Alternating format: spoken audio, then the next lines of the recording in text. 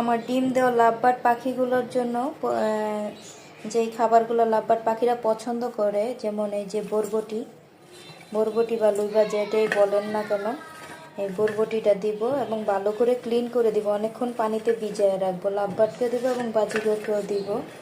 বরবটি দিব আর হচ্ছে তুলসী পাতা, তুলসীর ডাল পাতা তারা খায় খুব মজা করে। ধনু পাখির জন্যই শীতের মধ্যে এটা দিতে পারেন। এটা ডিম দেওয়া বা ডিম দেওয়া ছাড়া পাখিরাও খুব পছন্দ করে খাবে।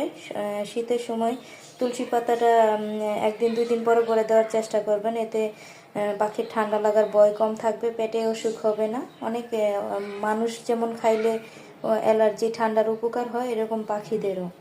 তারপরে সবচেয়ে পছন্দের হচ্ছে লাভবার্ডের সবচেয়ে পছন্দের খাবারের তালিকায় হচ্ছে এই যে সজনা পাতা, সজনের ডাল পাতা সবই খায় লাভবার্ড পাখি। এই যে আমি এগুলো খুব ভালো করে পাতিলে ভিজিয়ে রাখবো পানি দিয়ে, কিছুক্ষণ পরে পানি জড়ায় তারপর পাখিদেরকে দেব। আমার পাখি 4টা 5টা ডিম দিয়ে দিছে আজকে। একদিন পর পর লাভবার্ড পাখি ডিম দেয়, 4টা ডিম দিছে। দেখি আর কয়টা দেয়। আমি তো অবাক হয়ে গেছে যে ছোট্ট একটা পাখির আলহামদুলিল্লাহ 4টা ডিম দিছে। তো সব সবজি বাজার থেকে কিনে আনলে তো খুব ভালো করে দিবেন, আর নিজেদের বারান্দার থাকলেও ভালো মানে বালু টালু ধুয়ে দিবেন। পাখিদেরও খাবার পরিষ্কার করে দিতে হয়, তো এগুলো আমি ধুয়ে রেডি করে নিচ্ছি পাখিদের দেওয়ার জন্য। পাখিরা কিচিরমিচির করছে, দুপুরে রান্না হয়ে গেলে ওদের বাচ্চাদের মতো ওদেরকেও খাবার দিতে হয়, এতে ওরা খুশি হয়। সজনের ডাল আর পাতা লাভবার্ড পাখি খুবই পছন্দ করে, বাজিকর লাভবার্ড দোনোটাই খুব পছন্দ করে খায়।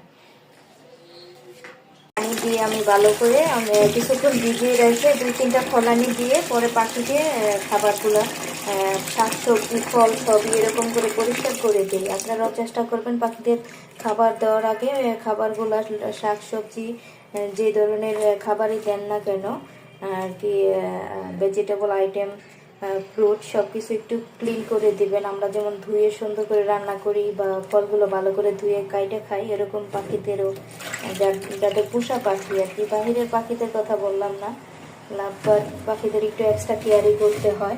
বাজিকর লাভবার্ড যারা বাসায় পানে ক্লিন করে তারপরে পাখিদের দিব ইনশাল্লাহ। পানিতে কিছুক্ষণ ভিজিয়ে রাখবো। ফ্রিজের ছিল বরবটিটা আর তুলসী, এই সবজিগুলো আমি ফ্রিজে রেখে দিছি। নিচে হাঁটতে গেলে মানে তুলসী গাছ ছিল আমার, গাছটা মরে গেছে, যার কারণে নিচ থেকে নিয়ে আসি। সজনার ডাল আর তুলসী এগুলা আমি নিচ থেকে আইনা বেশি করে আইনা ফ্রিজে রাখি, পরে অনেকক্ষণ আগে বের করে এরকম ভিজায় রেখে